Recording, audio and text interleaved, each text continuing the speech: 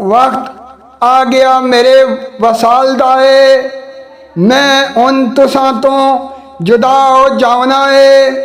मेरे बाबल प्यारे ने कोली अपने मैनू नाल लै जावन लई आवना है।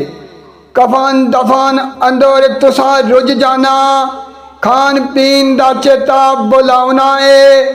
मैनू पता जो अशर बड़पा आना, मेरे बाला ने जिमें कुरलाना है। इसे लई हथी मैं खाना तैयार किया, मेरे बच्चों नू भुख सतावना है।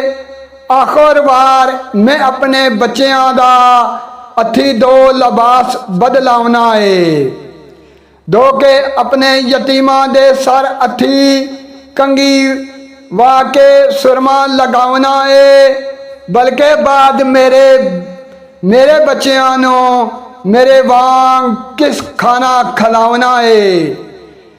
मेरे वांग लिबास मुड़ दो किसने मेरे बच्चों ताई पहनावना है। कहने मेरे यतीमां दियां गैसवां नू, किन्ने मेरे यतीमां दियां गैसवां नू धो के कंगी दे नाल सुलझावना है।